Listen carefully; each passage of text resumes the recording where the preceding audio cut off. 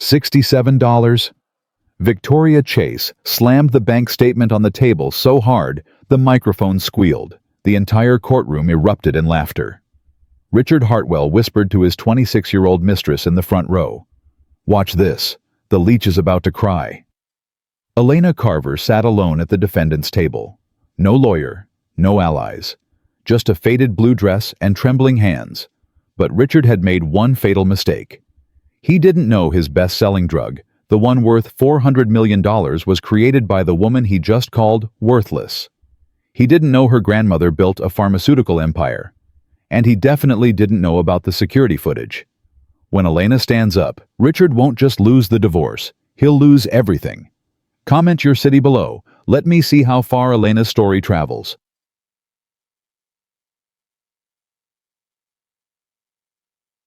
$67.14. Victoria Chase held the bank statement above her head like a trophy. She turned slowly, making sure everyone in the courtroom could see it. This is what the defendant has to her name. Your Honor, $67. Laughter rippled through the gallery. Elena Carver kept her eyes down. Her fingers gripped the edge of the wooden table until her knuckles turned white. She could feel them all staring at her, the lawyers, the spectators, the court reporter. All of them thinking the same thing. Pathetic. My client built Hartwell Pharmaceuticals into a $500 million company, Victoria continued. He worked 18-hour days. He sacrificed everything. And what did the defendant contribute? Victoria paused. She looked at Elena the way someone looks at a stain on expensive carpet. She ran a community health clinic that lost money for 4 years before closing. She contributed nothing, absolutely nothing. Richard Hartwell leaned back in his chair. He didn't even try to hide his smirk. Elena could feel his eyes on her. 17 years of marriage, and she knew that look. The look that said, "I won. You lost. You were always going to lose." Her hands were shaking. "Stop it," she told herself. "Not yet. Not yet." "We're asking for the prenuptial agreement to be enforced," Victoria said. "Zero alimony. Ms. Carver leaves with her personal belongings and her failed clinic. Mr. Hartwell keeps his company, the Lake Forest Estate and the Michigan Vacation Home." Judge Morrison looked over her glasses. "Ms. Carver, you're representing yourself today. Do you wish to respond?" Elena's throat tightened. She had rehearsed this moment 1,000 times. In her bathroom mirror, in her car, in the empty clinic after everyone went home. She knew exactly what she needed to say. But now, with the whole courtroom watching, with Richard's smirk burning into her skin, she felt like that 23-year-old bride again. The one who believed every lie. The one who gave up her PhD because he said they only needed one career in the family. Her hands wouldn't stop shaking. "Ms. Carver," Judge Morrison repeated. Elena stood up. Her legs felt like water. I didn't just exist during this marriage." Richard laughed out loud. The sound hit her like a slap.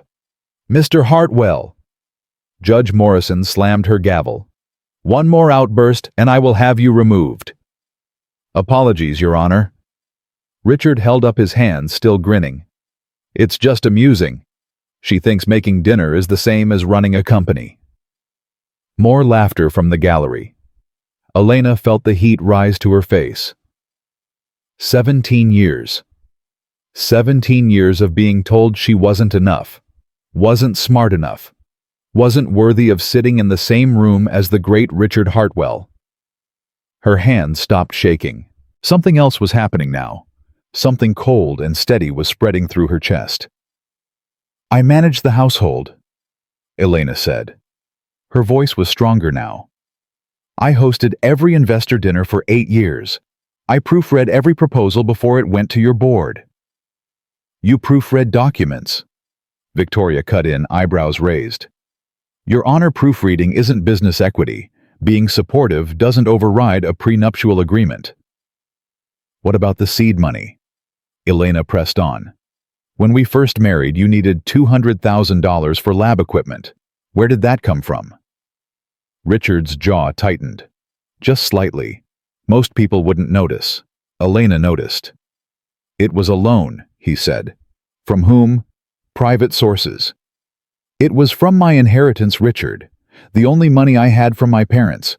I gave you everything. Victoria shot up. Objection. The prenup waives claims to initial investments if repaid. Mr. Hartwell repaid that loan 7 years ago. Sustained. Judge Morrison looked at Elena. Move on, Ms. Carver. Make your case for alimony, or I'll rule for the plaintiff. Elena took a breath. This was it. I don't want alimony, Your Honor. Silence. Victoria blinked. Excuse me. I withdraw my request. Richard exhaled loudly, laughing with relief. Finally, she's come to her senses. He turned to the judge. Can we wrap this up? I have a board meeting at 3. However, Elena continued, I want to discuss the assets, specifically my failed clinic. Richard snorted. Your clinic, fine. I'll give you $1,000 for the medical equipment. Parting gift. You've spent months mocking my clinic, Elena said slowly. You called it a tax write-off, a hobby, a waste of time. Because it was. And you signed documents stating you wanted no claim to it. Obviously, I don't want anything to do with your little charity project. Elena turned to the judge. Your Honor, I want to confirm for the record the plaintiff waives all rights to Carver Community Health LLC and all its subsidiaries and holdings, in perpetuity. I waive it, Richard shouted. It's worthless, just like... He stopped himself. But everyone knew how that sentence ended. Just like you. Judge Morrison made a note. The record shows Mr. Hartwell waives all claims to the defendant's business entity. Proceed. Victoria shifted in her seat. 23 years of practicing law had taught her to smell traps. Why was Elena suddenly calm? Why was she focused on a business that made nothing, Your Honor? Victoria said carefully. We'd like to review documentation regarding this entity before... Too late. Elena's voice was sharp now. He said it under oath. It's on the record. Elena reached into her canvas bag. Her hands were steady now, completely steady. She pulled out a manila envelope. Richard, you were right about one thing. My clinic didn't make money. Obviously. It wasn't designed to. Richard frowned. What? Carver Community Health is a holding company. Holding what expired bandages? Elena pulled out a certificate. Heavy paper. Official seal. It holds the intellectual property rights to glucobalance. The word dropped like a bomb. Richard went pale. What? Glucobalance. Your best-selling diabetes medication.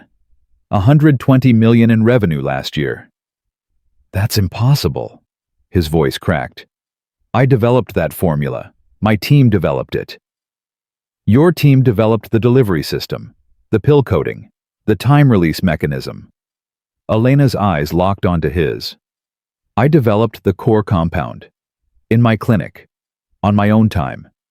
While you were telling everyone at dinner parties that I was just a nurse who played with bandages. Victoria was frantically flipping through files. I filed the patent under Carver Community Health, Elena continued. Patent number US 10-839447, January 2020. She's lying. Richard screamed, standing up. I invented that formula, me. Your name is on the company. My name is on the patent. Elena held up the certificate. And since you just waived all rights to my holding company, you handed me complete control over the drug that generates 40% of your revenue. The courtroom exploded. Judge Morrison slammed her gavel. Order, order. Victoria grabbed Richard's arm. Don't say another word. But Elena wasn't finished. That's not all, Richard. She reached into the envelope again. You mocked me for having $67. You thought that was everything. It is everything, Richard stammered. Sweat was beading on his forehead. I controlled your finances for years. You knew about the household account, the one you gave me an allowance to manage. Elena pulled out another document. Cream-colored paper, gold embossing, Royal Bank of Canada Private Wealth Management. You didn't know about my grandmother. Richard stared at the paper. Your grandmother was a seamstress. My grandmother was Margaret Carver MacLeod. She emigrated from Edinburgh in 1962 with a chemistry degree and $40. She started a pharmaceutical company in Toronto, MacLeod Therapeutics. The name landed like a punch. MacLeod Therapeutics, one of the largest generic drug manufacturers in North America, acquired in 2018 for $3.2 billion. She didn't like you, Richard. She met you once at our wedding. She said you had the eyes of a man who counts other people's money. Elena handed the document to the bailiff. She put my inheritance in a blind trust. It became accessible under two conditions. I turn 45 or I get divorced. Judge Morrison read the document. Her eyebrows shot up. Ms. Carver, is this figure accurate? Yes, Your Honor. The judge looked at Richard. Mr. Hartwell, you mocked your wife for having $67. Richard couldn't speak. According to this statement, Ms. Carver possesses liquid assets totaling $347 million. The gasp was like thunder. In the front row, Megan the mistress made a choking sound. 300! Richard couldn't finish. He gripped the witness box, railing his knuckles white. That's not possible. She's nobody. She's nothing. I am nobody, Elena agreed. I'm just the ex-wife you tried to crush. She took a step toward him.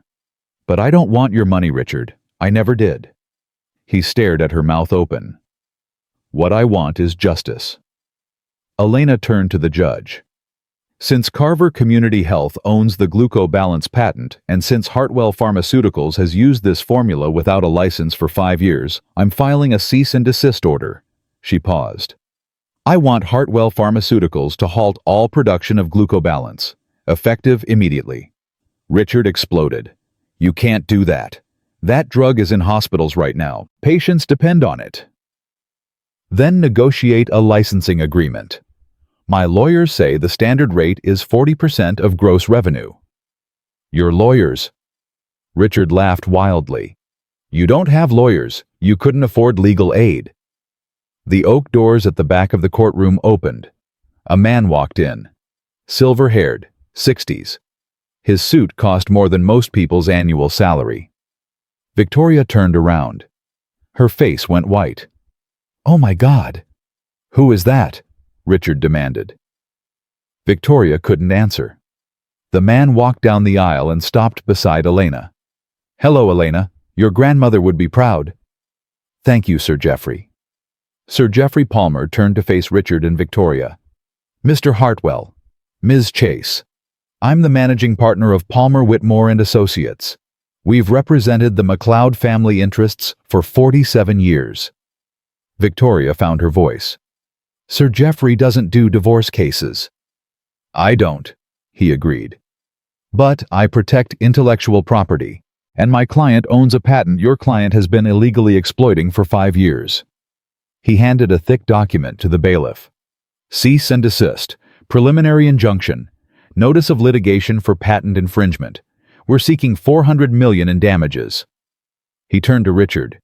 We've also notified your investors, your board, and the FDA that you've been selling medication without proper licensing. I expect you'll be receiving calls. Richard's phone buzzed. Then again, then continuously. He pulled it out with shaking hands. CFO, call me now. Board chairman, emergency meeting. Primary investor. What the hell is going on? You did this, Richard breathed. You planned this.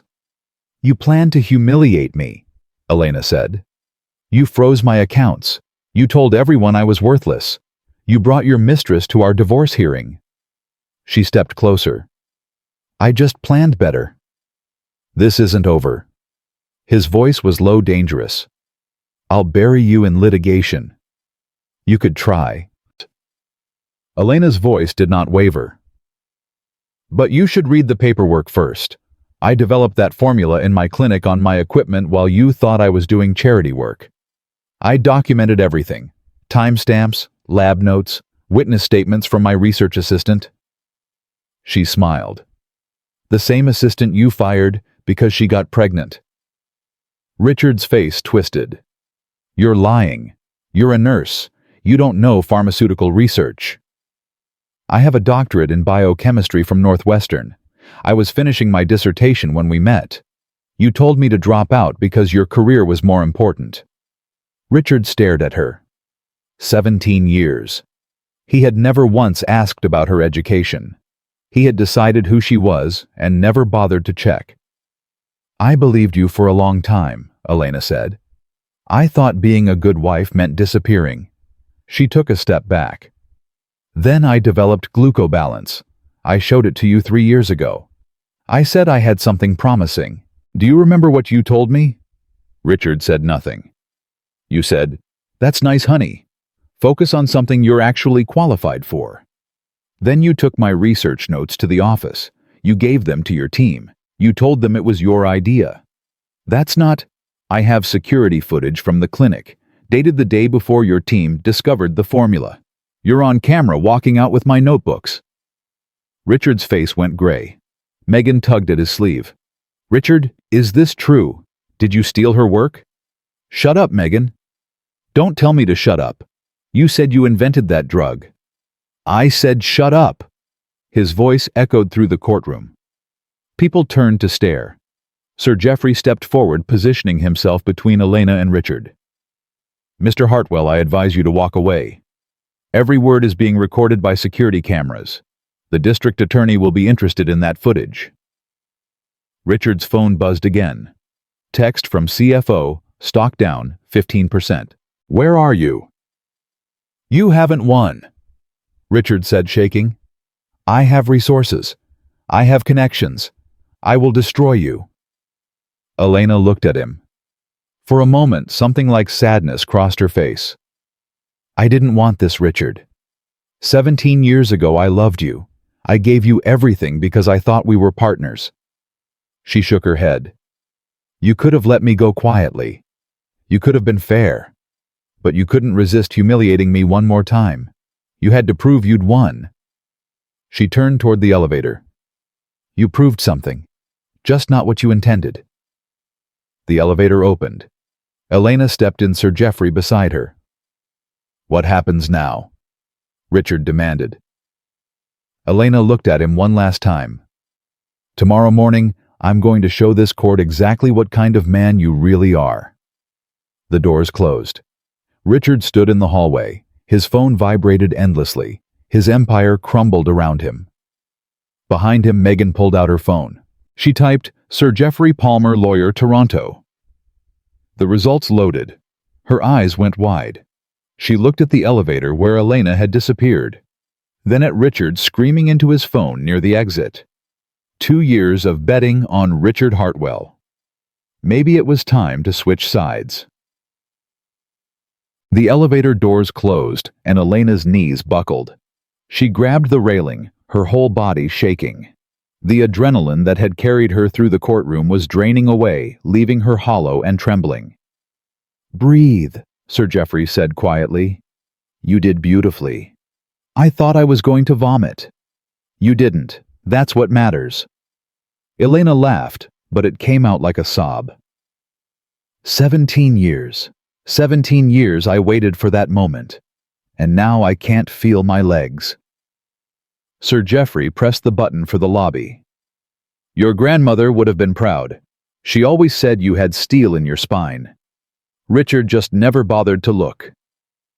He never looked at anything about me. His loss, quite literally now. The elevator opened. They walked through the lobby past security guards and lawyers rushing to their next cases. Nobody looked twice at Elena. She was just another woman in a faded dress. That would change soon enough. A black sedan waited at the curb. Sir Geoffrey opened the door for her. We have a lot to discuss, he said. But first you need to eat something. You've been running on fear and fury for 6 hours. I'm not hungry. Eat anyway. Tomorrow will be harder. Elena slid into the car. The leather seats were soft, the air conditioning cool. It felt like another world, a world she had forgotten existed. Where are we going? My firm keeps a suite at the peninsula. We'll order room service, go over the strategy for tomorrow, and you'll get some sleep.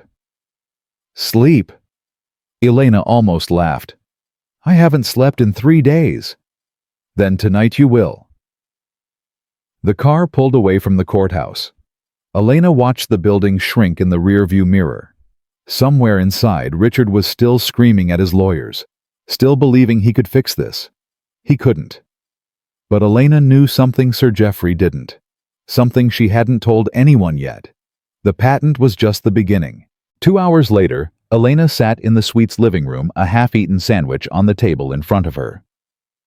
Sir Geoffrey was on the phone in the next room coordinating with his team in Toronto. Her phone buzzed. Unknown number. She answered it. Mrs. Hartwell. The voice was female, young, nervous. It's Ms. Carver now. Who is this? A pause. It's Megan. Elena's grip tightened on the phone. How did you get this number? I asked Victoria Chase's assistant. She owed me a favor. What do you want? Another pause. Longer this time. Can we meet? Elena almost laughed. You're joking. I'm not. Please. I have something you need to see. Why would you help me? You've been sleeping with my husband for 2 years. Because I just watched him scream at me in a parking garage and call me useless. Megan's voice cracked. Because I just realized I'm not his girlfriend. I'm his prop. And when this ship sinks, he's going to let me drown. Elena said nothing. I know things, Megan continued. Things about the company. Things he said when he thought I wasn't paying attention. Things that could help you. Or this is a trap. Richard sends you to me with fake information, I use it in court, and he discredits everything I've said. It's not a trap. Prove it. Silence. Then Megan spoke again, her voice barely a whisper. Ask him about the Cayman accounts. Ask him about Project Nightingale. Ask him why 3 patients died in the Milwaukee trial and nobody ever reported it. Elena's blood went cold. What did you just say? The Milwaukee trial. 2 years ago. 3 patients died from cardiac complications. Richard buried it. He paid off the families. He destroyed the data. Elena couldn't breathe. How do you know this? Because I was his assistant before I was his girlfriend. I filed the paperwork. I shredded the documents. I didn't know what I was doing at the time. I was 24 and stupid, and I thought he loved me. Megan's voice broke. He doesn't love anyone. I know that now, and I'm not going to prison for him. Elena's mind was racing.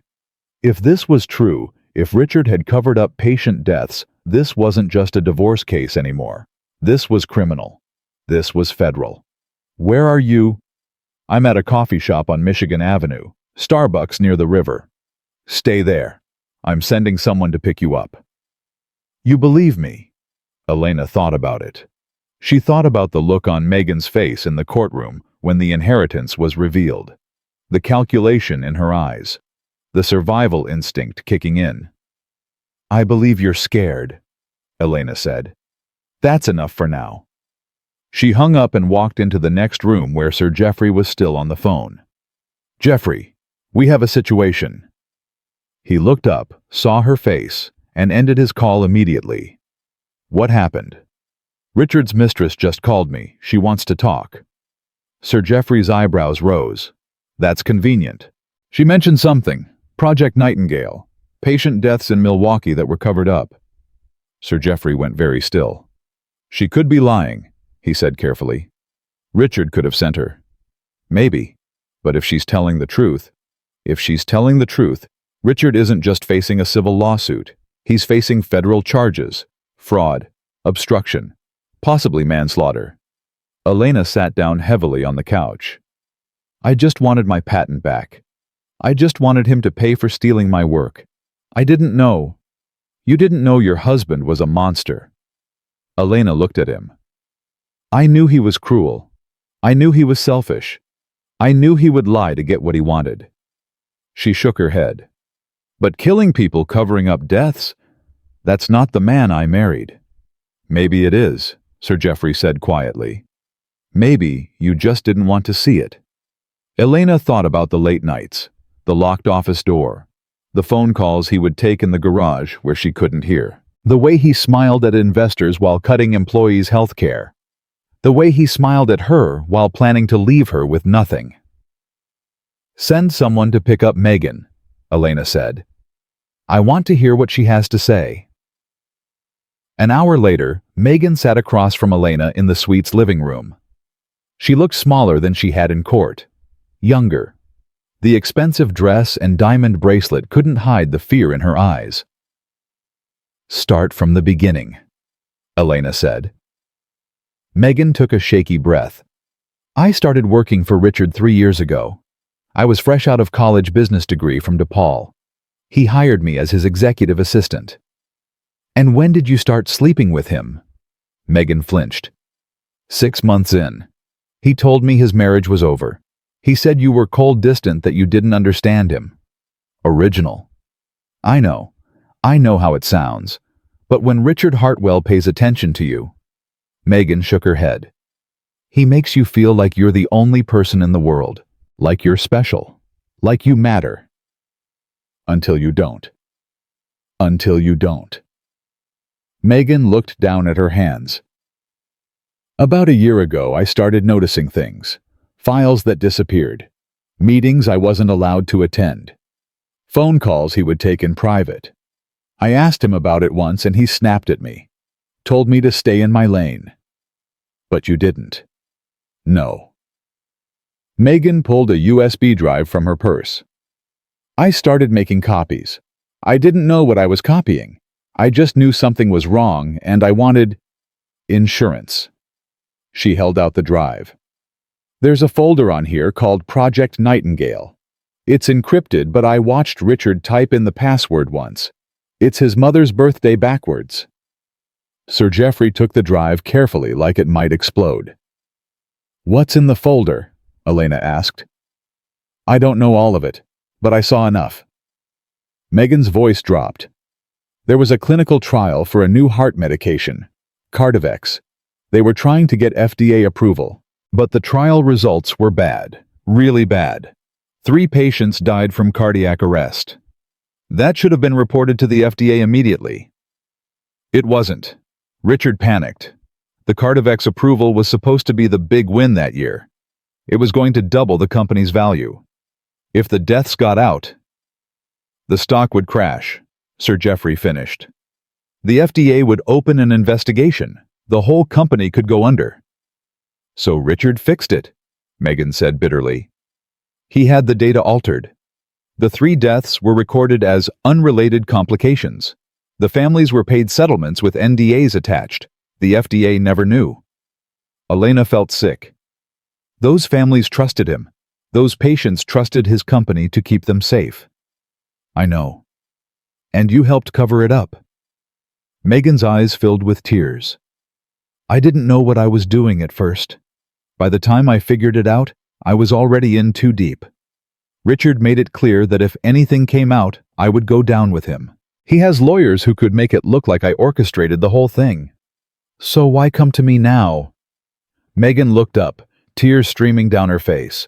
Because today, I watched you stand up in that courtroom with nothing. No lawyer, no money, no power, and you destroyed him. You had the truth, and you used it like a weapon. She wiped her eyes. I want to do the same thing. I want to tell the truth before he can twist it to blame me.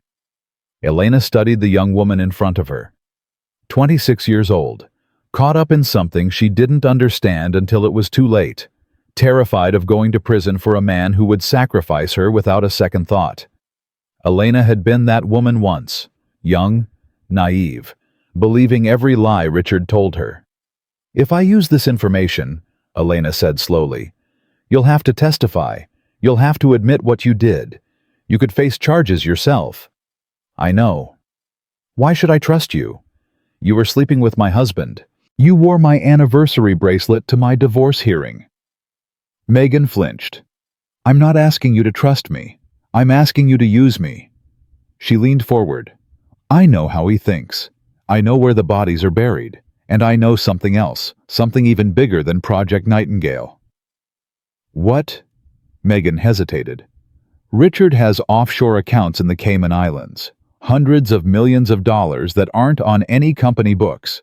Money from deals I don't understand. Foreign investors. Shell companies. Payments to people in other countries. Sir Geoffrey and Elena exchanged a look. Are you saying he's laundering money? I don't know what I'm saying. I just know there's money that shouldn't exist going to places it shouldn't go. And I know he's terrified someone will find out. Elena sat back. This was bigger than she had imagined. Bigger than a stolen patent. Bigger than a divorce. Richard hadn't just built a company. He had built a criminal empire, and he had hidden it behind the face of the neglected wife everyone thought was worthless. Geoffrey, Elena said quietly. What do we do with this? Sir Geoffrey was already on his phone. I'm calling an old friend at the Department of Justice. If what she's saying is true, this isn't just a civil matter anymore. We need to bring in the FBI. The FBI? Megan's face went pale. I can't talk to the FBI. They'll arrest me. If you cooperate, we can negotiate immunity, Sir Geoffrey said. But only if you tell them everything. No holding back. No protecting yourself. Megan looked at Elena. What would you do if you were me? Elena thought about it. I spent 17 years protecting a man who didn't deserve it. I gave up my career, my dreams, my self-respect. And in the end, he threw me away like garbage. She leaned forward. Don't make my mistake. Don't protect him.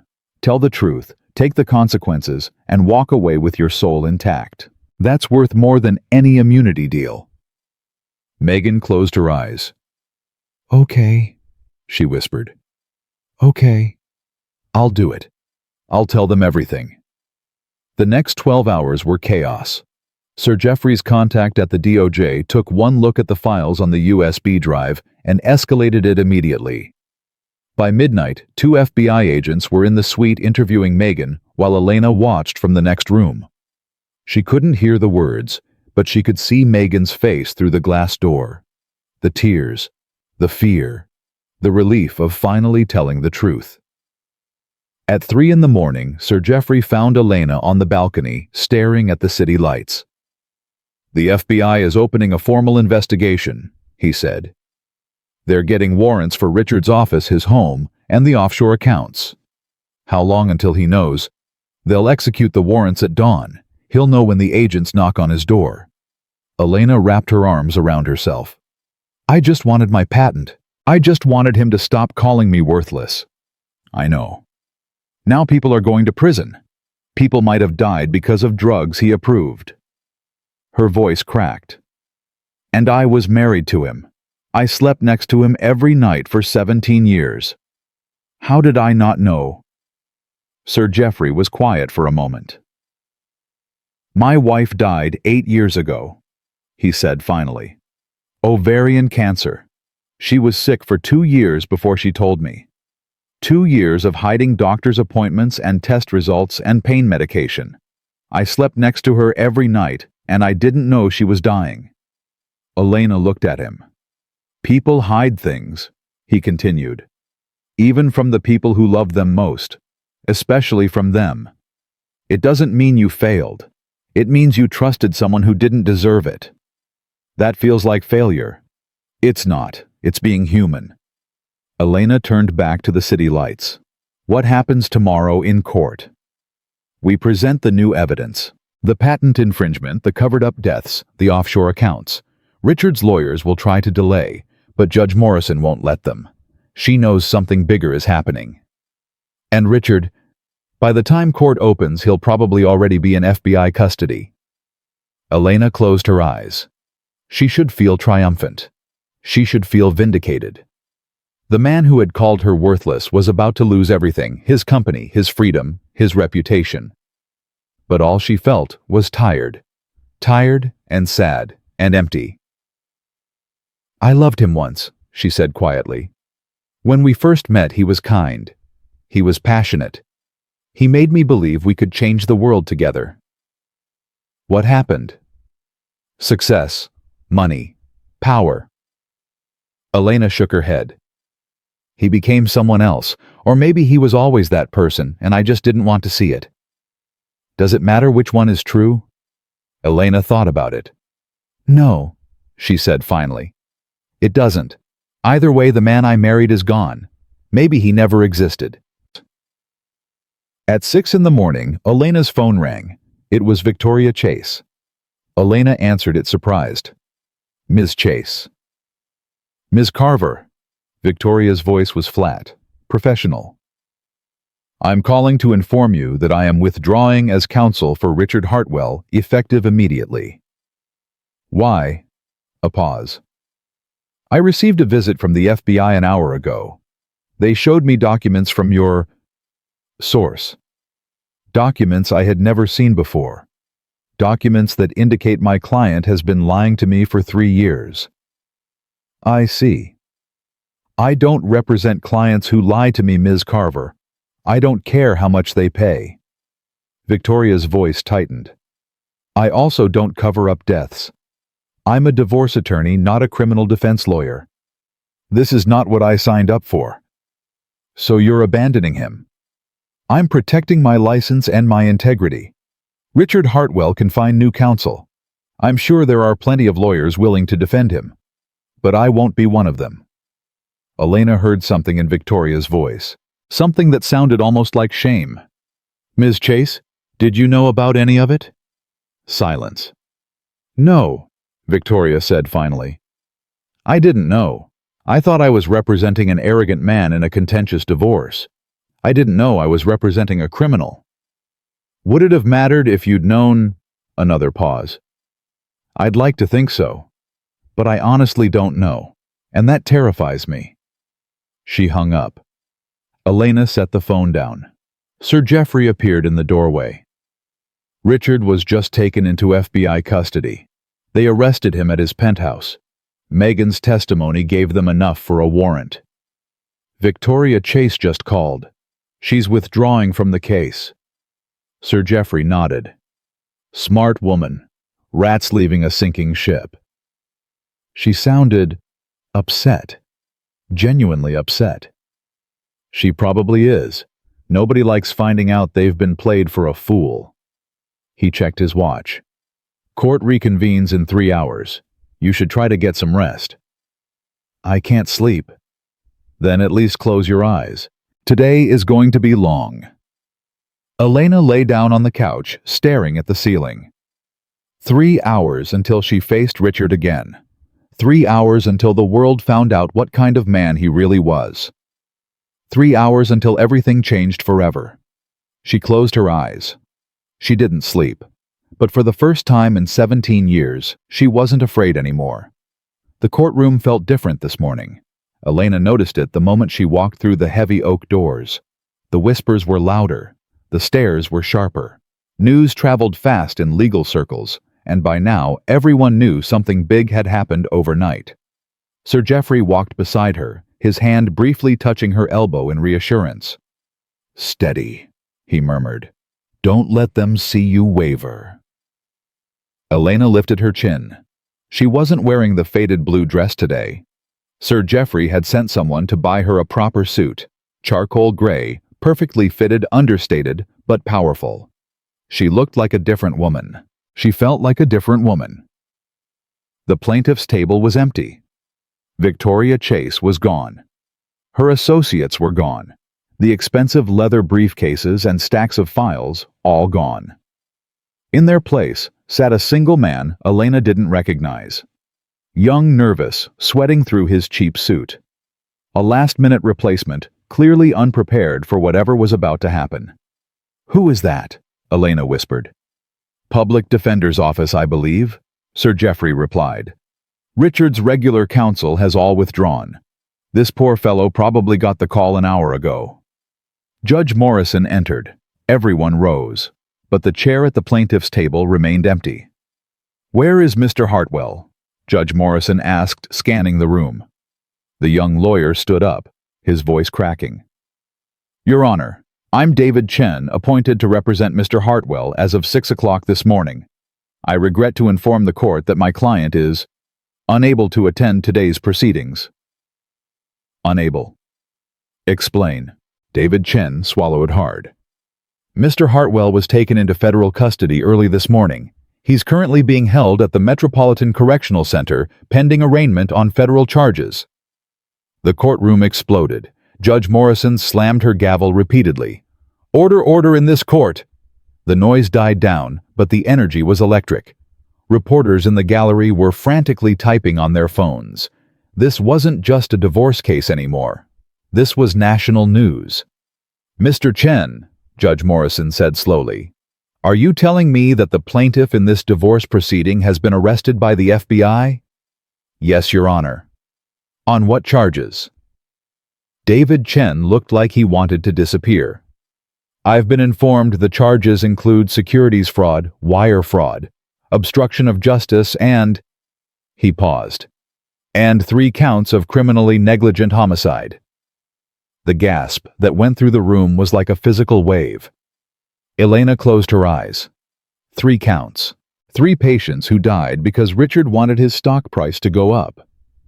Your Honor, Sir Geoffrey rose smoothly. Given these extraordinary circumstances, we request that the court proceed with the civil matters before it. The dissolution of the marriage and the division of assets can be handled independently of the criminal proceedings. Judge Morrison looked at him.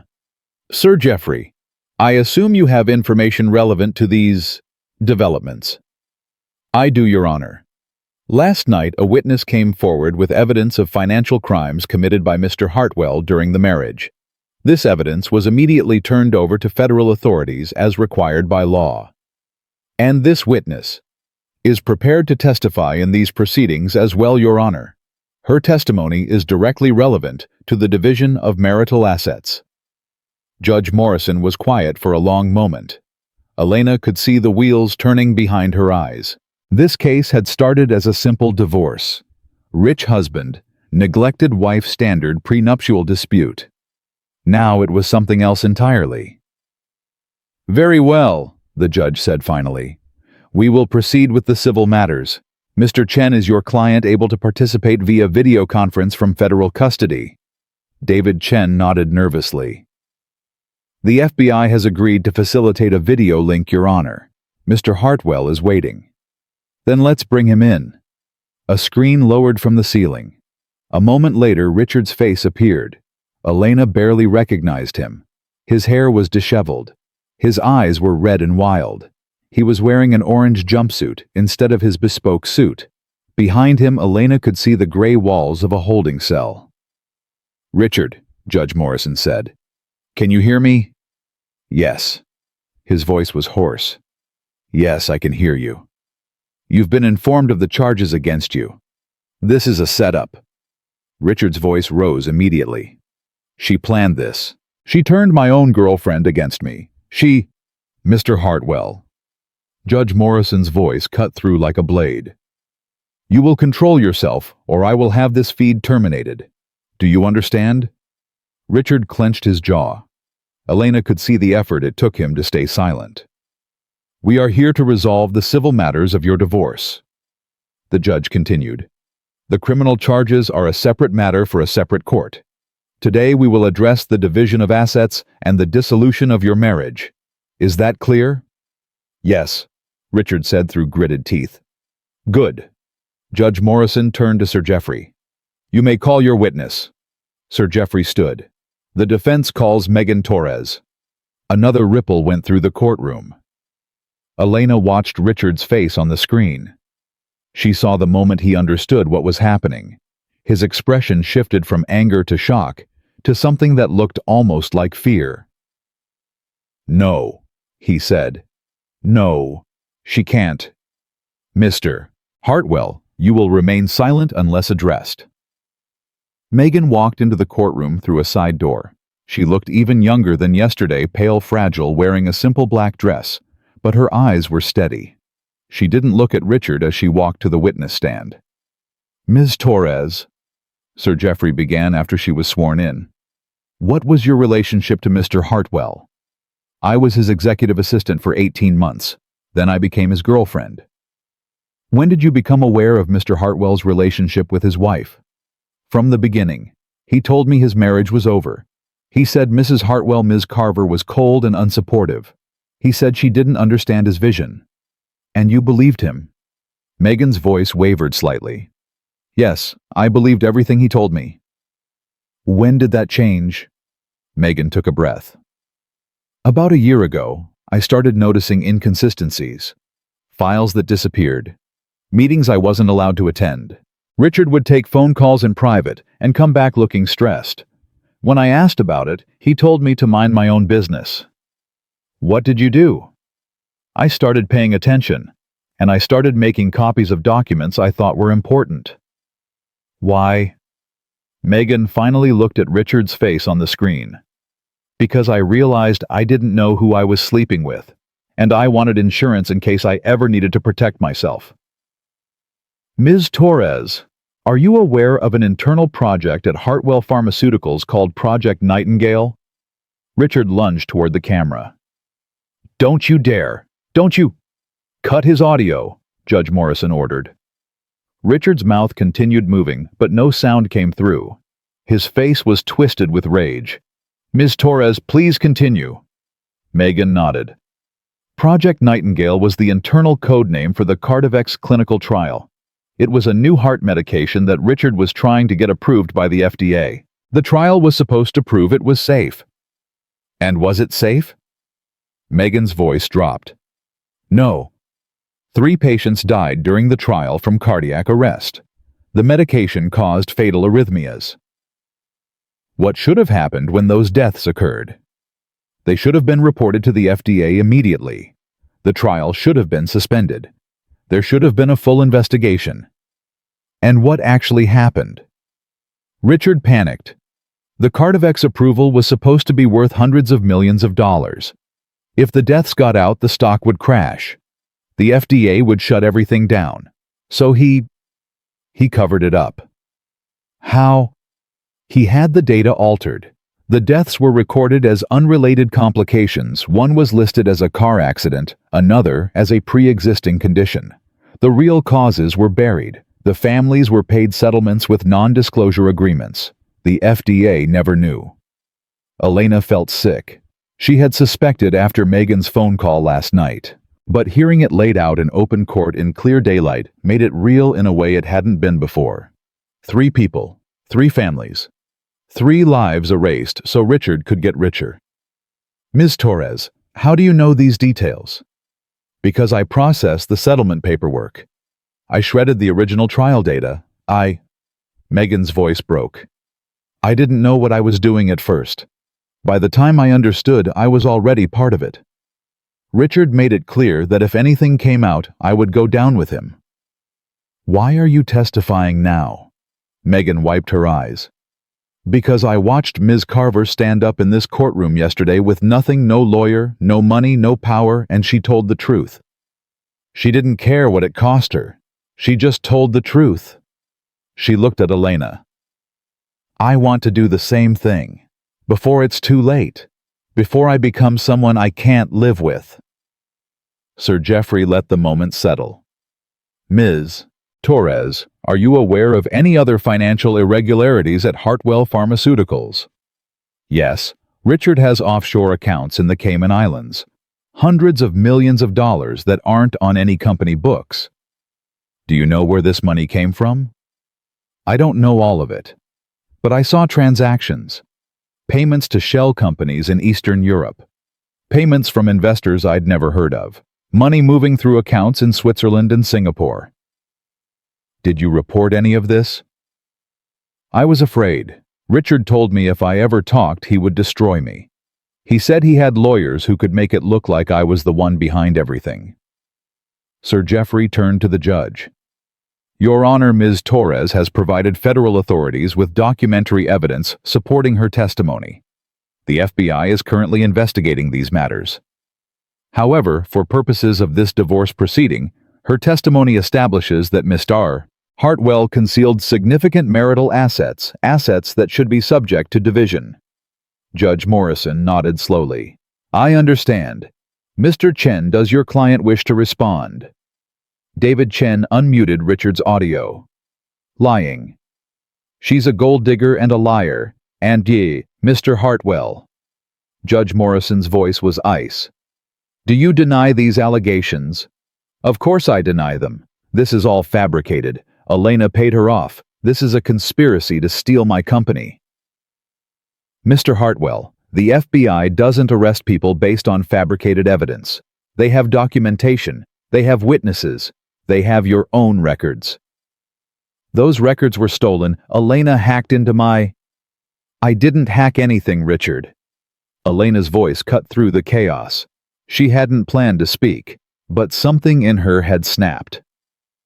I didn't need to hack into anything. You left your files on a shared server. You used your mother's birthday as a password. You treated everyone around you like they were too stupid to notice what you were doing. She stood up. I didn't steal your company. You destroyed it yourself. I didn't fabricate evidence. I just stopped hiding the truth you buried. Richard's face twisted. You were nothing before me. Nothing. I made you. You made me invisible, Elena said. You made me small. You made me believe I was worthless. But I was never nothing, Richard. I was the one who created your best-selling drug. I was the one who funded your first lab. I was the foundation you built your empire on. She took a breath. And I'm the one who's going to tear it down. Richard stared at her through the screen. For a moment, something flickered in his eyes. Not anger, not hatred. Fear. Real fear. Elena. His voice changed, softened. Baby, listen to me. We can work this out. We can find a solution. I'll give you the patent. I'll give you whatever you want. Just call off the FBI. Tell them you made a mistake. I didn't make a mistake. Please. The word cracked. I can't survive prison. You know that. I'm not built for it. Please, Elena. I'm begging you. Elena looked at the man she had married, the man she had loved, the man who had stolen 17 years of her life and would have taken more if she'd let him.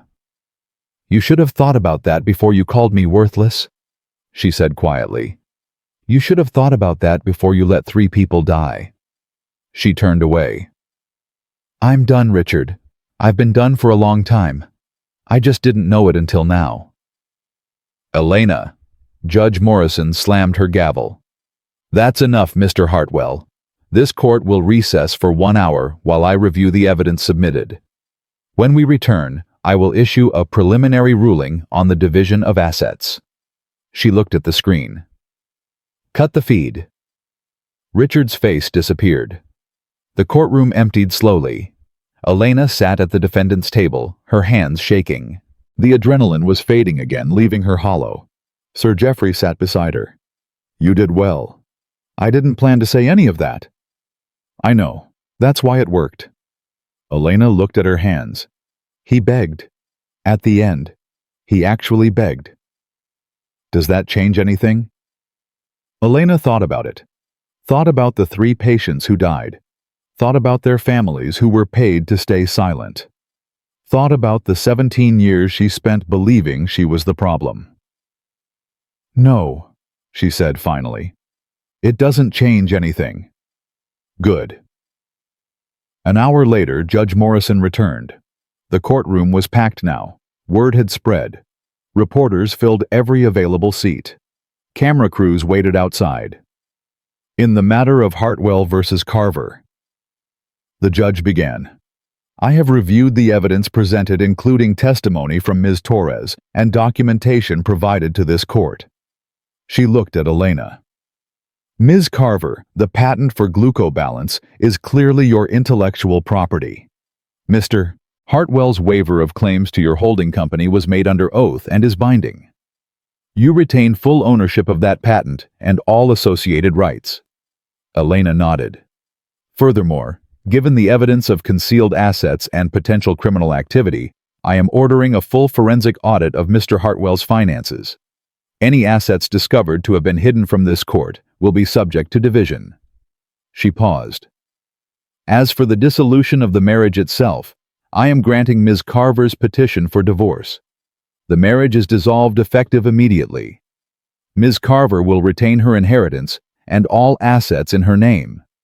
Mr. Hartwell's assets will remain frozen pending the criminal investigation and the forensic audit. The gavel came down. This court is adjourned. Elena sat very still. It was over. After 17 years, it was finally over. Sir Geoffrey touched her shoulder. Elena, we should go. The press will be waiting. Elena stood slowly. Her legs felt unsteady. They walked toward the door. Reporters shouted questions. Cameras flashed. Elena didn't respond. She just kept walking. Sir Geoffrey clearing a path through the crowd.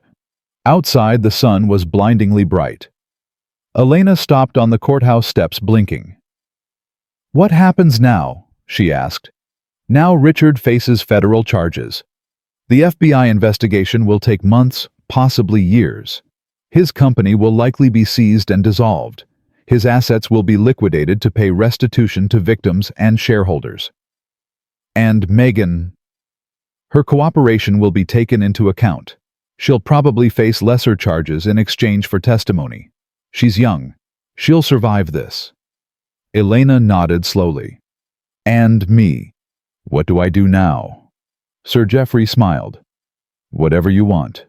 You have $300 million, a pharmaceutical patent worth hundreds of millions more, and the freedom to build whatever life you choose. Elena looked out at the city. The buildings gleaming in the morning light. The people rushing by, oblivious to the earthquake that had just happened inside the courthouse. I don't know what I want, she said quietly. I spent so long fighting to survive that I never thought about what came after. That's normal. Give yourself time. Elena's phone buzzed. She looked at it. A text from an unknown number. Ms. Carver, this is Sarah Chen. I was the research assistant Richard fired when I got pregnant. I heard what happened. I have documentation from the original glucobalance development that proves your work. If you need anything, a witness records anything, I'm here. You gave me hope today. Thank you. Elena stared at the message. Sarah Chen. The woman Richard had thrown away because she dared to have a family. The woman who had worked beside Elena in the clinic, who had watched her develop the formula that Richard would later steal. Elena typed back. Thank you, Sarah. When this is over, we should talk. I'm going to need people I can trust. She put the phone away. Sir Geoffrey, I know what I want to do. Oh. Elena turned to face him. Richard built his company on stolen ideas and covered up deaths. I want to build something different. Something that actually helps people. Something that uses the patent I created the way it was meant to be used. That sounds like a worthy goal. I want to start a pharmaceutical company, a real one.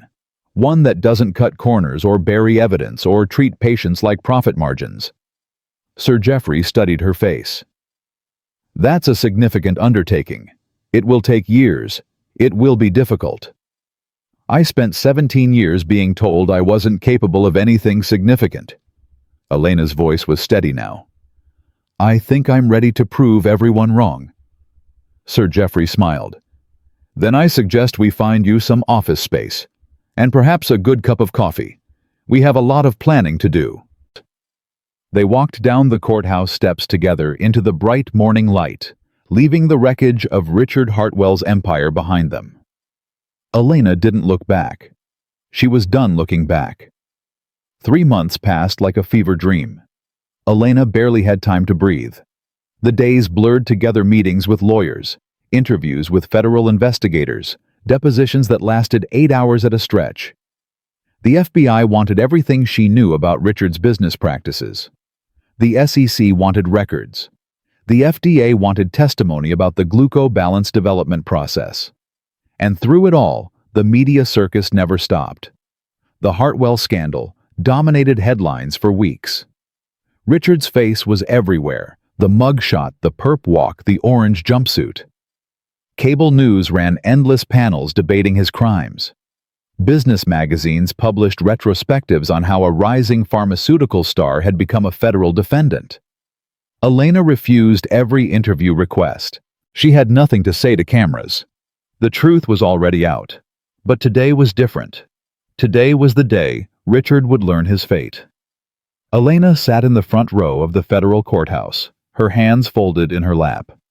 She wore a simple navy dress, elegant but understated.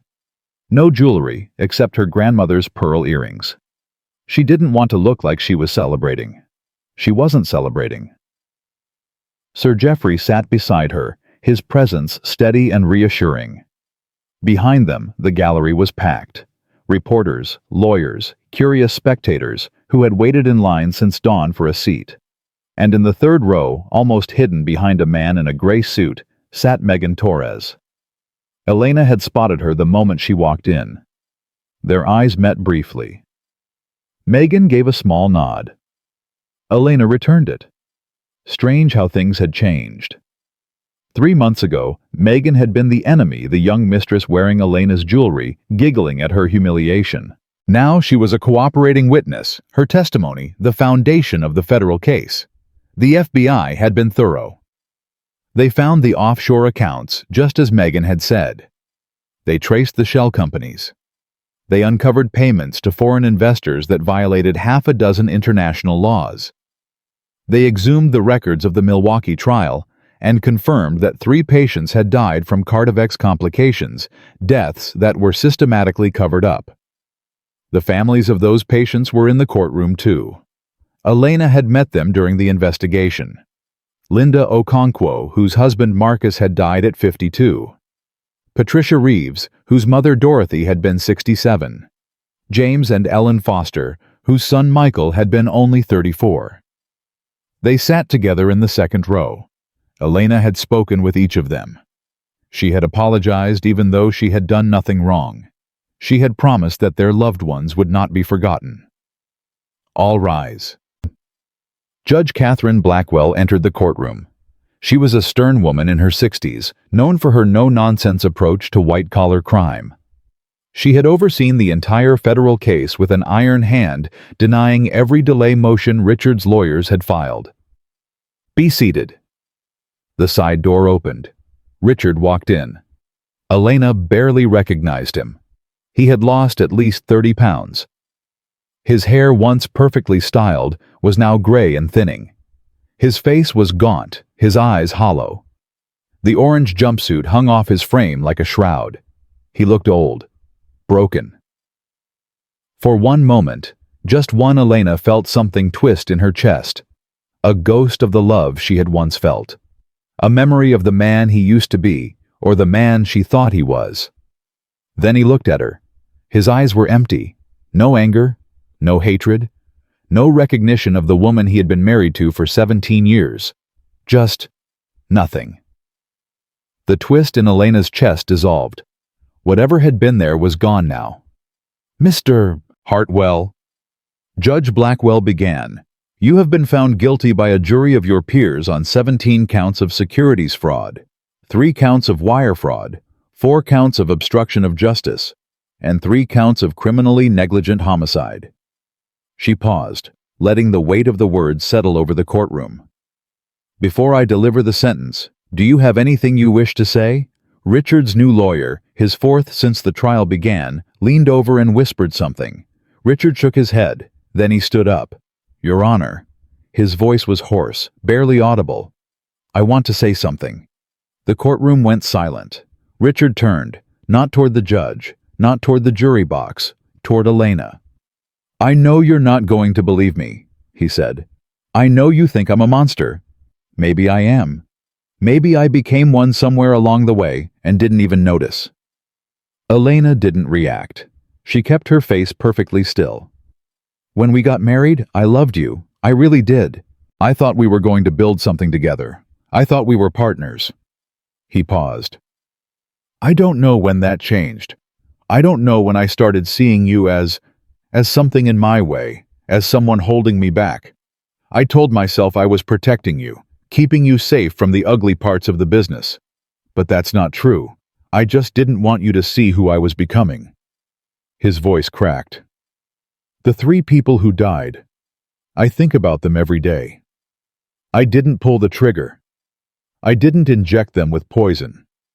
But I knew. I knew the drug was dangerous, and I pushed it through anyway. I told myself the odds were small.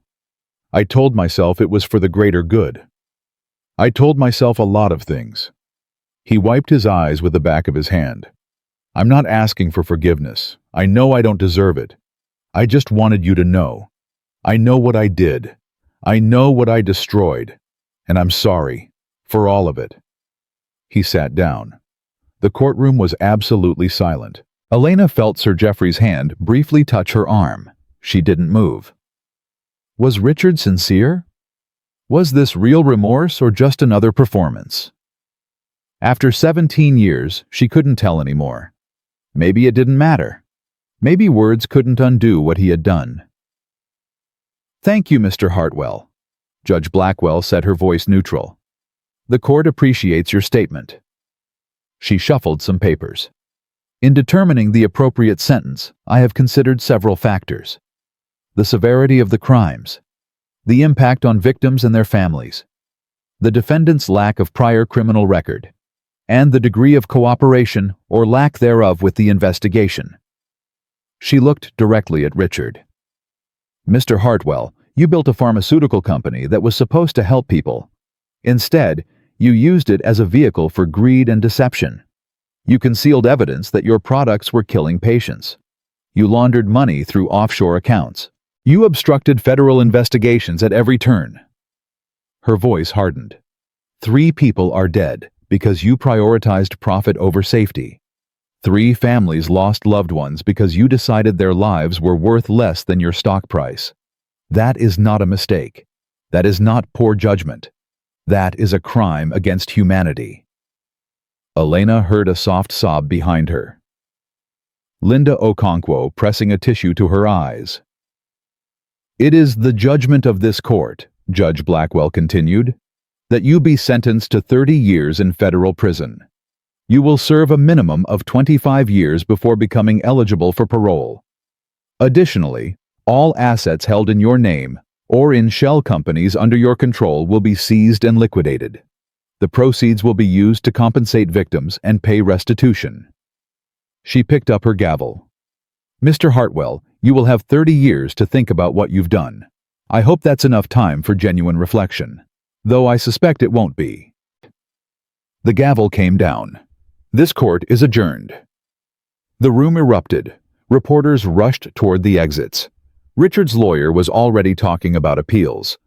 The bailiffs moved to escort Richard out, but before they reached him, he turned one last time. He looked at Elena. She looked back. For a long moment, they just stared at each other. 2 people who had once promised to love each other forever, now separated by bulletproof glass and orange jumpsuits and the wreckage of everything they had built. Richard opened his mouth like he wanted to say something. Then the bailiffs took his arms and led him away. The door closed behind him. Elena exhaled. It was over. Ms. Carver! Elena turned. Linda Okonkwo was standing beside her, her eyes red, but her expression determined. I wanted to thank you, Linda said, for not giving up, for fighting when everyone told you to walk away. I didn't do this for recognition, Elena said quietly. I did it because it was right. I know. That's why I'm thanking you.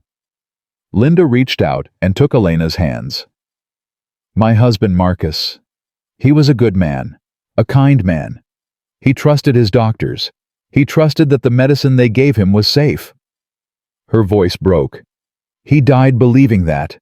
He died thinking it was just his heart giving out, not knowing that the company that made his medication knew it could kill him. Elena squeezed her hands. I'm so sorry. I wish I had known sooner. I wish I could have stopped it before. You stopped it. Linda interrupted. You stopped him from doing it again. You made sure the world knows what he did. That's not nothing. That's everything. Patricia Reeves approached next. Then James and Ellen Foster. Each of them wanted to thank Elena personally. Each of them had tears in their eyes. Elena accepted their gratitude with grace, but something inside her felt hollow. She hadn't done this to be a hero. She had done it because she had no choice. Because the truth had to come out no matter the cost. Elena. She turned. Megan was standing a few feet away, hesitating. Can we talk? Just for a minute? Elena nodded. They stepped into a quiet corner of the hallway. I got my sentencing yesterday, Megan said. 2 years probation community service, and I have to testify in any future proceedings related to the case. No prison time? No. The prosecutor said my cooperation was substantial. Megan laughed bitterly. I guess turning in your boyfriend has its benefits. How are you doing? Really? Megan was quiet for a moment. I don't know. Some days I feel relieved, like I finally put down a weight I'd been carrying for years. Other days I feel like a traitor, like I destroyed someone who trusted me. He would have destroyed you first, Elena said. You know that. I know, but knowing it and feeling it are different things. Elena nodded. She understood that better than anyone. What are you going to do now? Elena asked. I'm going back to school, getting my MBA. I figure if I'm going to understand how business works, I should actually learn it properly instead of just sleeping with someone who runs one. Despite everything, Elena almost smiled. That sounds like a good plan. What about you? I heard you're starting a company. I am. Carver Medical Solutions.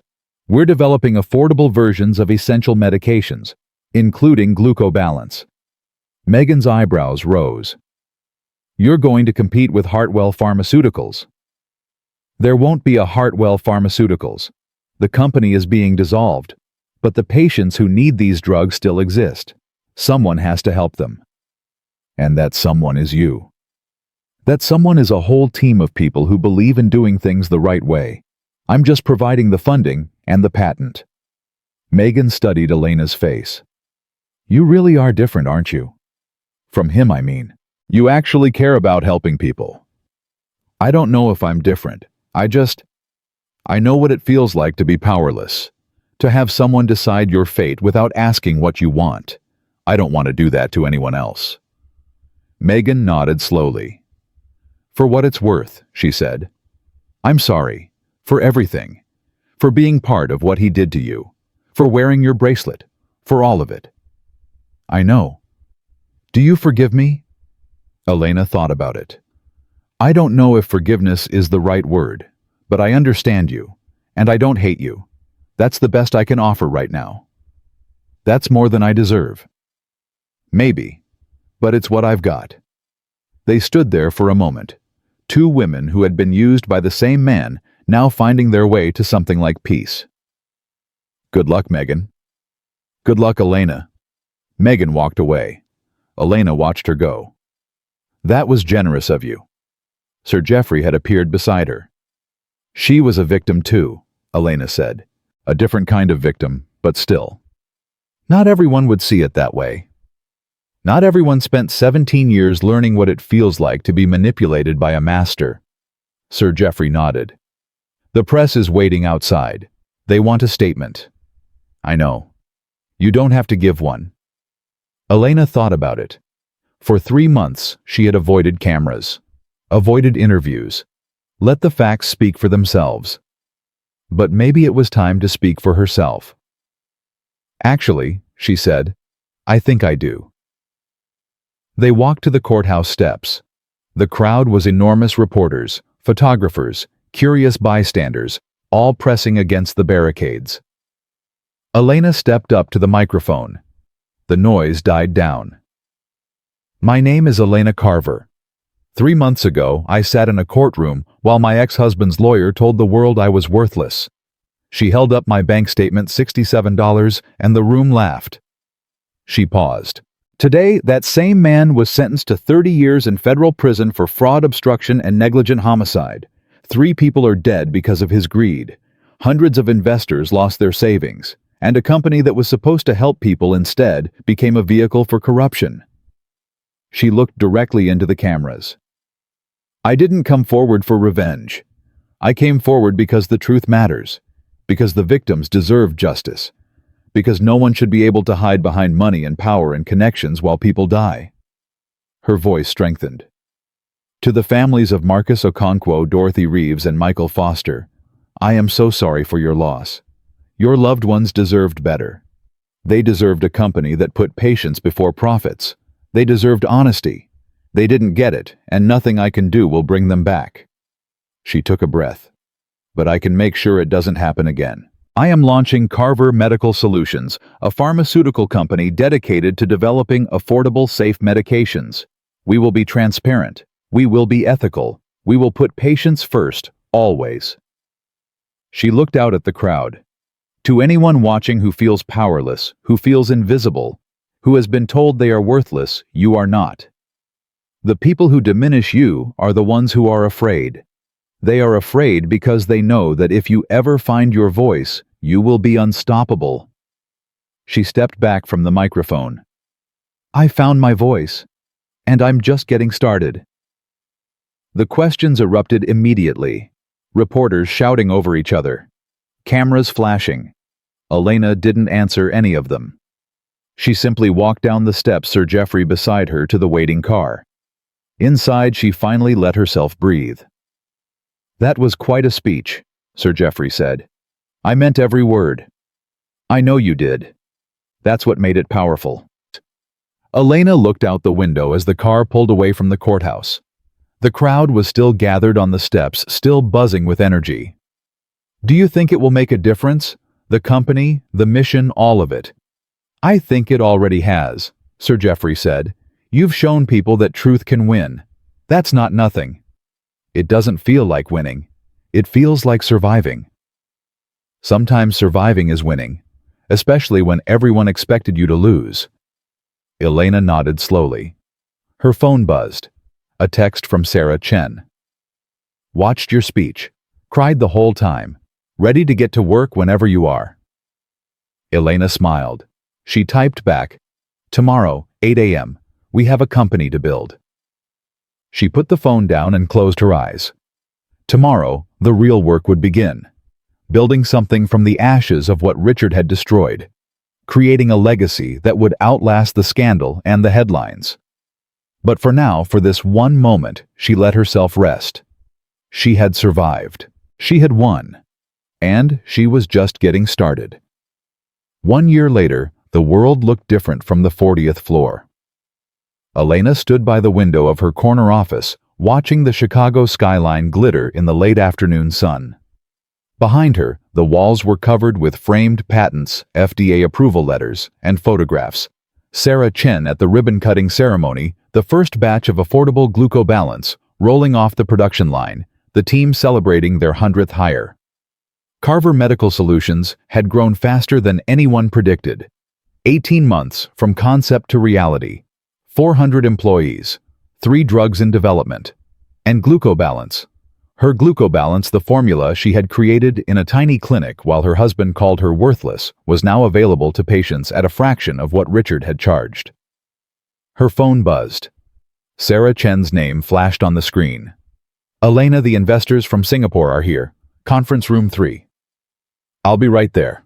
Elena took one last look at the city.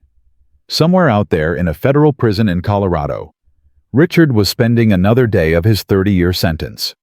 She didn't think about him often anymore. The anger had faded. The pain had dulled.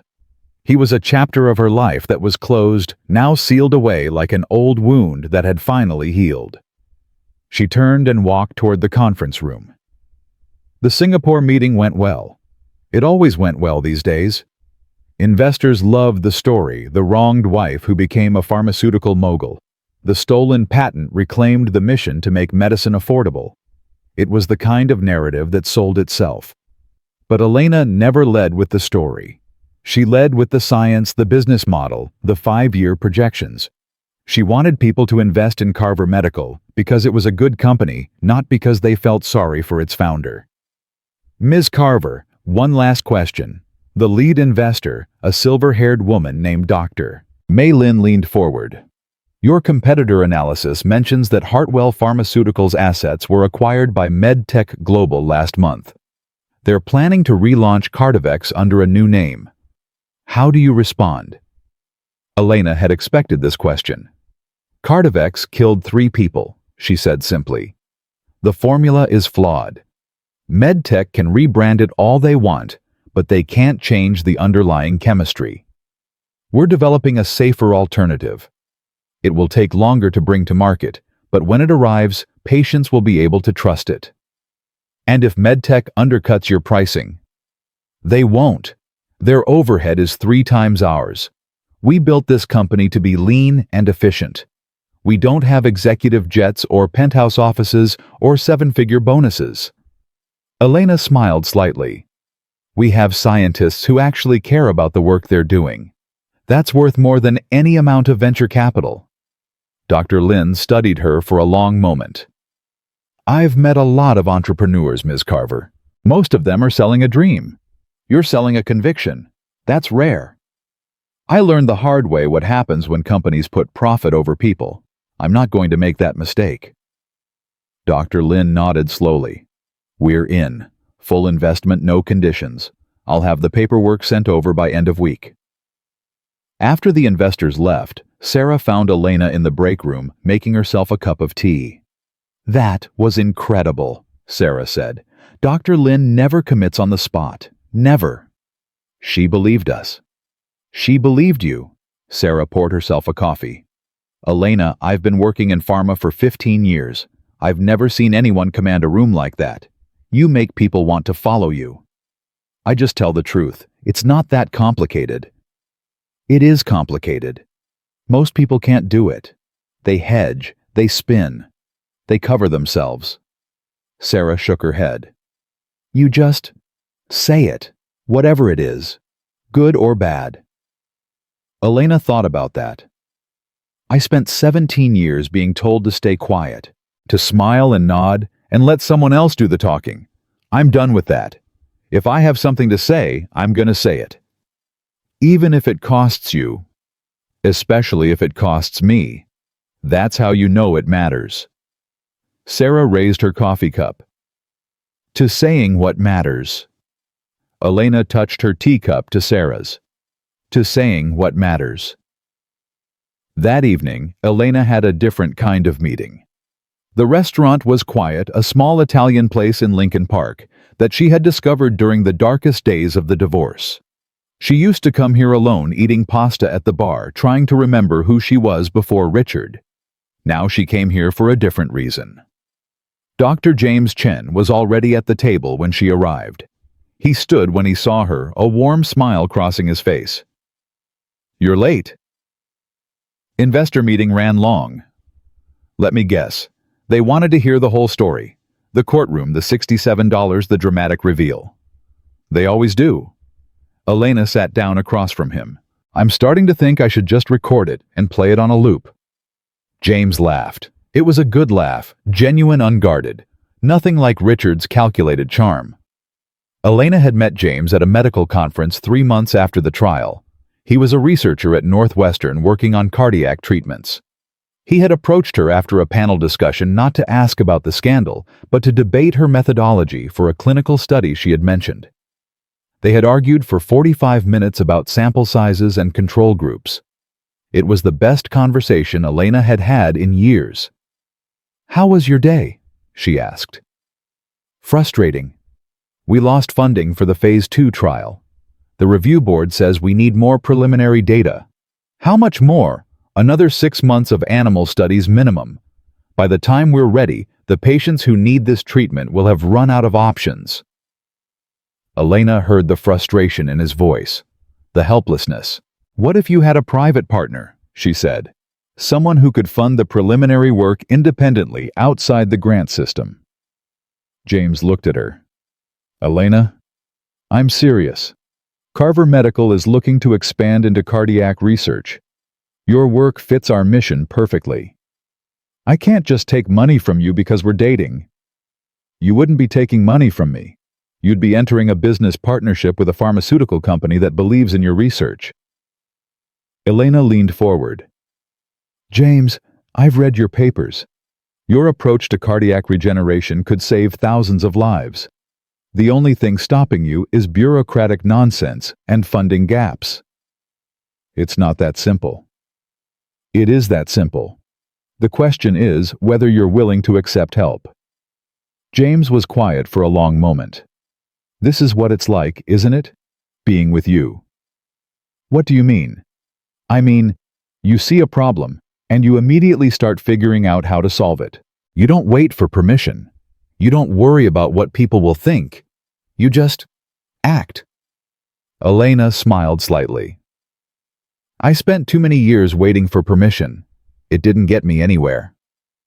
Wasn't your whole revelation about patience waiting for the right moment to strike? That was different. That was strategy.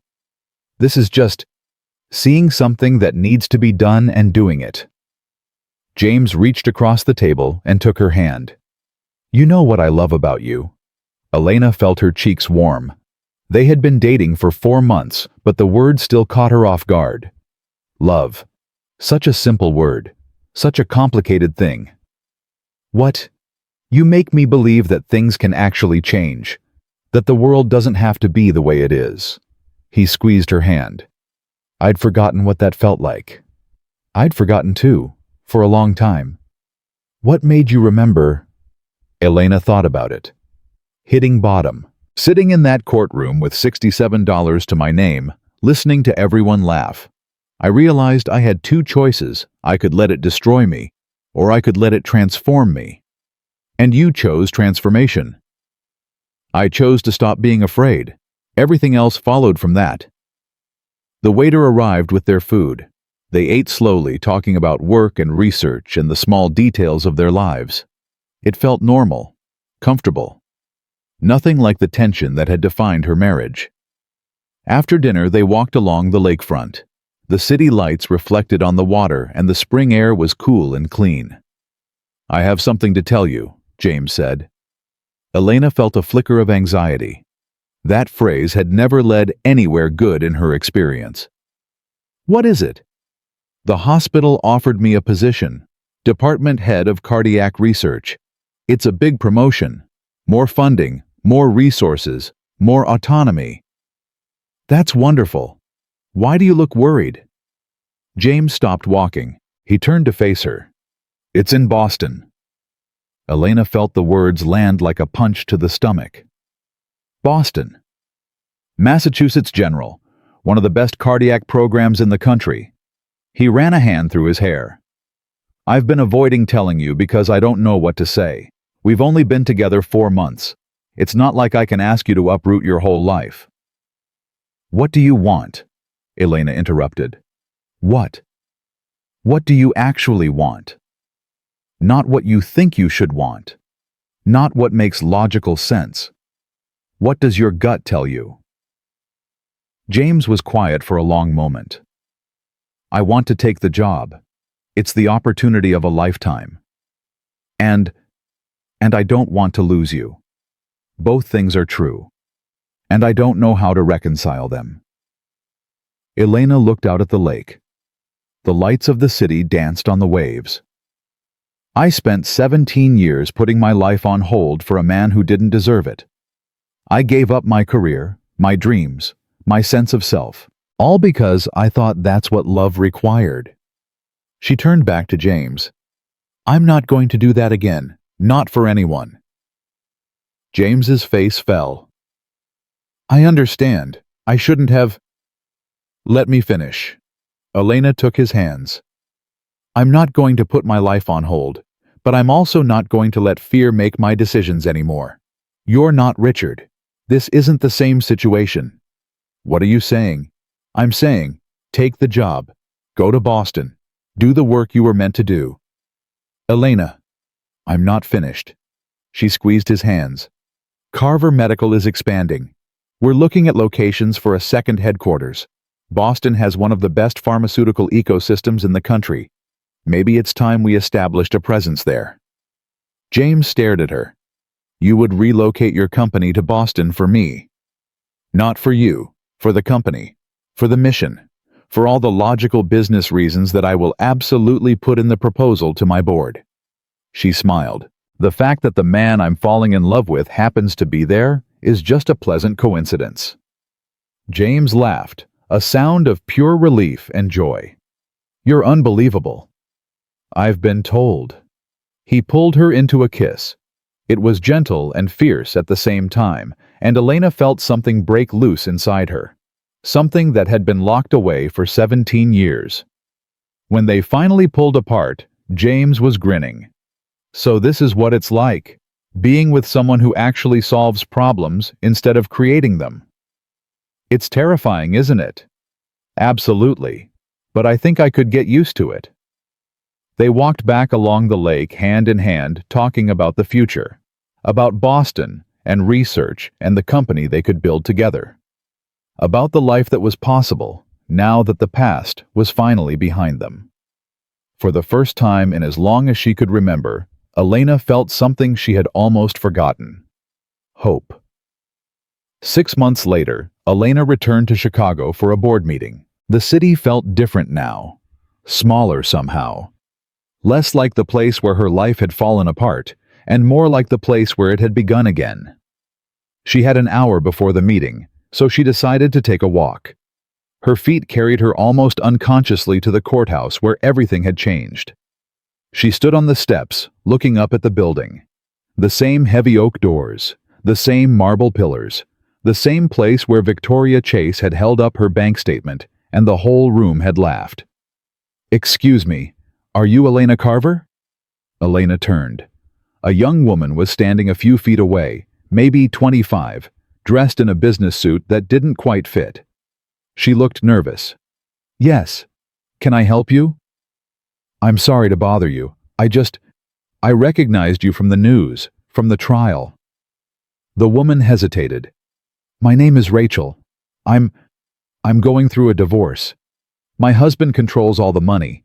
His lawyers say I'll get nothing. Everyone tells me to just take what he offers and move on." Elena studied the young woman's face. She saw the fear there, the shame, the exhaustion. She saw herself 1 year ago. "What do you want?" Elena asked. "I want to fight, but I don't know how. I don't have money for lawyers. I don't have proof of anything. I just have—" Rachel's voice broke. "I just have this feeling that I deserve better than what I'm being offered." Elena reached into her purse and pulled out a business card. "Call this number. Ask for Harrison Gray. He runs a legal aid clinic that Carver Medical funds. Tell him I sent you." Rachel took the card, her hands trembling. "I can't afford." "It's free, pro bono. That's the point." Elena touched the young woman's shoulder. "Rachel, listen to me. The people who tell you to give up are wrong. The system is designed to make you feel powerless, but you're not. You have a voice. You have the truth. That's more powerful than any amount of money." "How do you know? How can you be sure?" Elena smiled. "Because I was standing right where you are 1 year ago. I had $67 and no lawyer, and everyone in that courtroom thought I was going to lose. But I didn't lose. I won. And you can too." Rachel's eyes filled with tears. "Thank you. Thank you so much." "Don't thank me yet. Thank me when you win." Rachel nodded, clutching the business card like a lifeline. She walked away, her steps a little steadier than before. Elena watched her go. Then she turned back to the courthouse. 1 year, she said quietly to no one. To everyone. To the woman she used to be. 1 year ago, I walked up these steps with nothing. Today, I run a company worth $500 million. Today, I have a life I actually want to live. She climbed the steps one by one until she was standing at the top. They laughed at me. They called me worthless. They thought they had won. She looked out at the city, her city, the place where she had hit bottom and found her way back up. They were wrong. A voice came from behind her. Talking to yourself. That's the first sign of genius, they say. Or madness. I never remember which. Elena turned. Sir Geoffrey was walking up the steps, a slight smile on his face. Geoffrey, I didn't expect to see you here. I had business in the city. Thought I'd stop by the scene of the crime, as it were. He reached the top of the steps and stood beside her. Rachel seemed nice. You saw that? I was watching from across the street. Old habits. He looked at the courthouse doors. You know I've been practicing law for 40 years. I've seen a lot of clients, a lot of victories, a lot of defeats. And I've never seen anyone do what you did. Not just win a case. Anyone can win a case with enough money and luck, but transform themselves completely, become someone new. He shook his head. Your grandmother would be proud. But more importantly, you should be proud of yourself. Elena felt tears prick at her eyes. Some days, I still can't believe it's real. Some days, I wake up expecting to be back in that courtroom with everyone laughing at me. That feeling will fade, eventually. Will it? Mostly. Jeffrey smiled. But even if it doesn't, that's okay. That fear is what keeps you humble, what keeps you fighting. Never lose it completely. They stood there for a moment looking out at the city. What now? Jeffrey asked. Boston, I hear. Big expansion. New headquarters. New relationship. News travels fast. I have sources. He turned to face her. Are you happy? Elena genuinely happy? Elena thought about the question. She thought about Richard rotting in a prison cell, about Megan rebuilding her life one day at a time, about the families of the victims finally getting the justice they deserved, about Sarah and the team at Carver Medical working every day to make medicine affordable, about James waiting for her in Boston, building something new together, about the young woman on the courthouse steps, clutching a business card like it was made of gold. Yes, Elena said finally. I think I am. Good. Jeffrey reached into his pocket and pulled out an envelope. Your grandmother left this for you. She gave it to me 20 years ago with instructions to deliver it on your 40th birthday or on the day you found happiness. Whichever came first. Elena took the envelope. It was old, slightly yellowed, sealed with red wax. She knew even back then. Margaret McLeod knew everything. She just believed in letting people figure things out for themselves. Elena broke the seal and pulled out a single piece of paper, handwritten in her grandmother's elegant script. My dearest Elena, she read aloud. If you're reading this, it means you've finally stopped waiting for someone else to give you permission to live. I always knew you had it in you, the strength, the brilliance, the fire. I just had to wait for you to know it too. She paused, her voice catching. Remember this. You were never worthless. You were never small. You were always extraordinary, even when the world couldn't see it, even when you couldn't see it yourself. The only person who can diminish your light is you. And now that you know that no one can ever take it away. Elena looked up, tears streaming down her face. Build something beautiful, my darling. Make them remember your name. Love, grandmother. Jeffrey handed her a handkerchief. She wrote that 2 weeks before she died. She wanted you to have it when you were ready. She knew. She always knew. She did. She was waiting for you to catch up. Elena folded the letter carefully and slipped it into her pocket next to her heart. Thank you, Jeffrey, for everything. It was my honor, Lady Carver. Elena laughed through her tears. I'm not a lady. I'm just Elena. No. Jeffrey shook his head. You were never just Elena. That's the point. He kissed her hand, old-fashioned and gallant, and walked down the steps. Elena stayed a moment longer, looking at the courthouse doors. 1 year ago, she had walked through those doors with nothing. No money, no lawyer, no hope. Today she walked away with everything. A company, a mission, a future. And most importantly, she walked away knowing exactly who she was. Not Richard's ex-wife. Not the woman with $67. Not the victim who needed saving. Elena Carver, scientist, CEO, survivor. A woman who had been told she was worthless and proved the world wrong. She turned and walked down the steps into the bright Chicago afternoon toward the life she had built with her own 2 hands. Behind her, the courthouse stood silent, holding its secrets. Elena didn't look back. She never looked back anymore. The truth always comes out in the end. And when it does, those who laugh the loudest are the ones who fall the hardest. That's what Elena Carver learned in Courtroom 304. That's what she proved to the world. And that's what she would spend the rest of her life teaching others, one business card, one speech, one act of courage at a time. Because the woman with $67 wasn't worthless. She was unstoppable. She just didn't know it yet.